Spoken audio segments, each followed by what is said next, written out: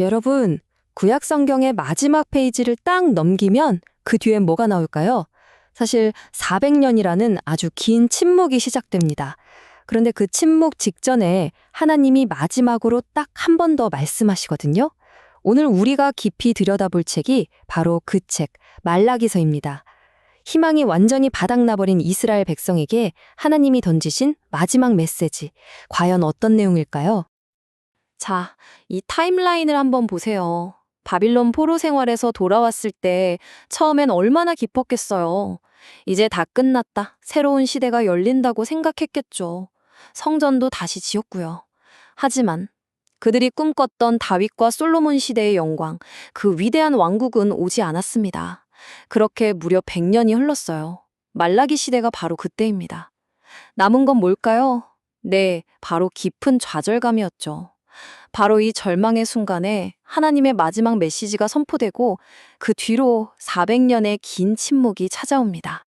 그럼 당시 사람들 마음은 어땠을까요? 한번 상상해 보세요. 우리는 이제 독립된 나라가 될 줄 알았는데 여전히 페르시아 식민지 신세인 거예요. 먹고 사는 건 점점 더 팍팍해지고요.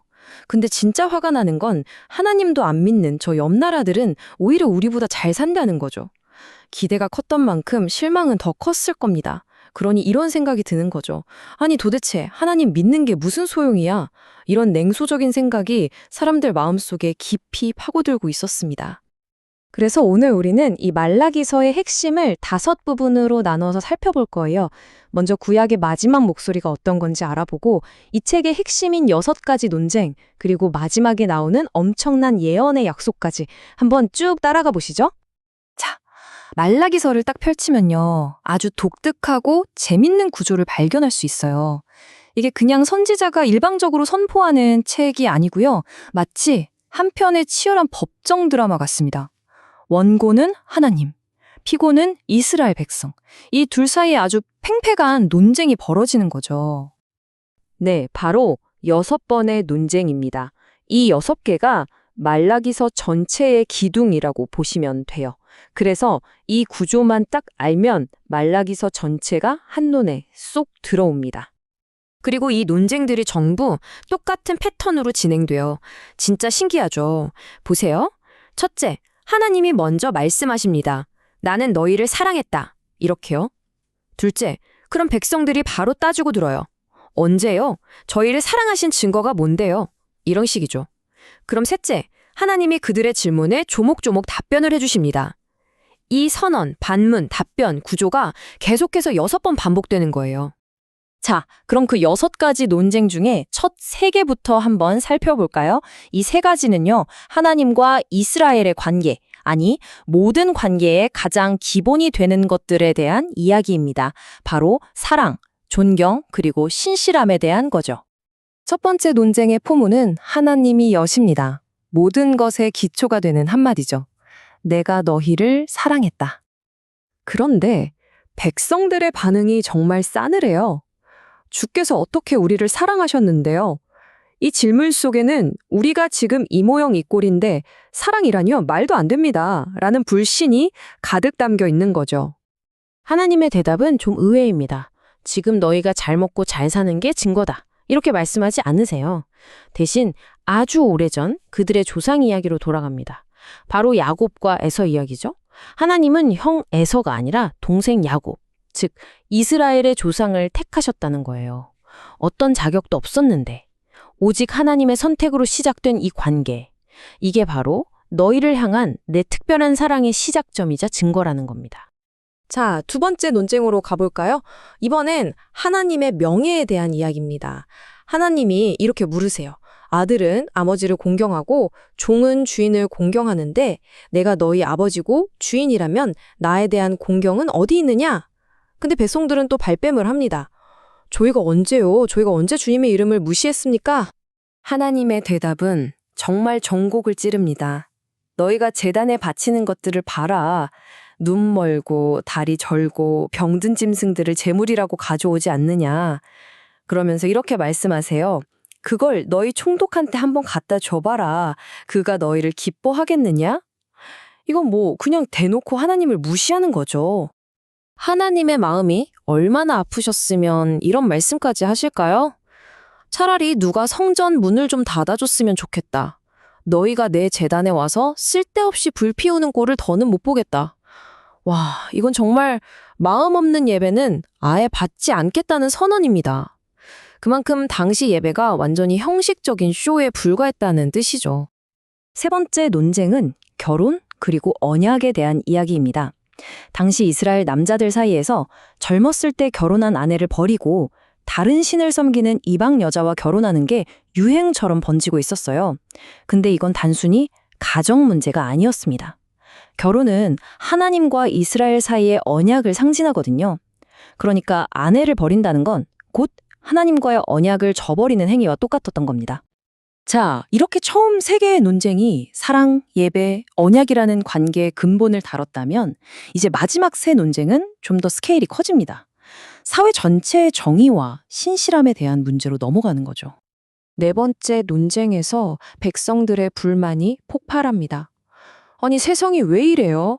악한 짓 하는 사람들은 떵떵거리며 잘만 사는데 왜 우리는 이렇게 힘들어야 하냐고요.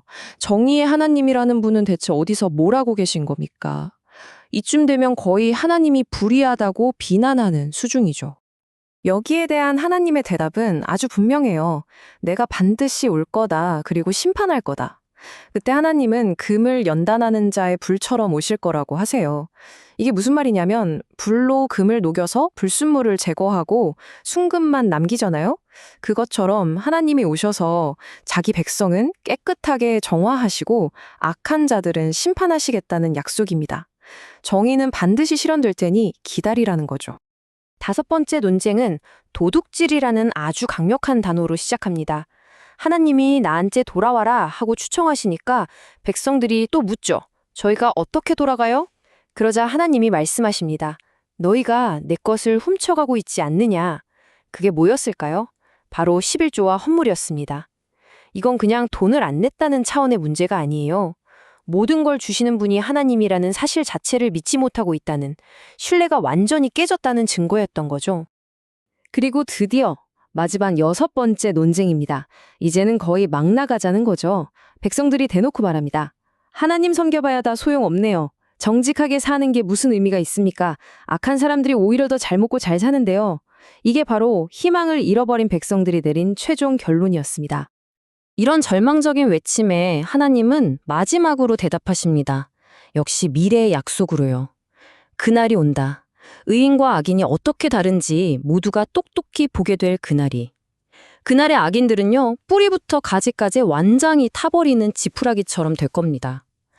하지만 하나님을 기억하고 경외했던 의인들에게는요, 공의로운 해가 떠올라서 그 빛으로 모든 상처를 치유해주고 마치 외양간에서 막 풀려난 송아지처럼 기뻐서 펄쩍펄쩍 뛰게 될 거라고 약속하십니다. 이렇게 6번의 치열한 논쟁이 끝나고 말라기서는, 아니 구약 성경 전체는 아주 의미심장한 약속 하나를 남기고 끝이 납니다. 그런데 이게 진짜 끝이 아니에요. 오히려 새로운 시작을 알리는 예고편에 가깝죠. 구약의 마지막 페이지에 기록된 마지막 명령은 딱 두 가지입니다. 간단해요. 첫째, 과거를 기억해라. 모세를 통해 주신 율법, 너희가 이미 알고 있는 그것을 잊지 말고 지키라는 겁니다. 그리고 둘째, 미래를 준비해라. 하나님의 그 무서운 심판의 날이 오기 전에 먼저 와서 길을 준비할 선지자 엘리야를 기다리라는 거죠. 바로 이 마지막 예언이 400년이라는 긴 침묵의 시간을 건너서 구약과 신약을 연결하는 아주 중요한 다리가 됩니다.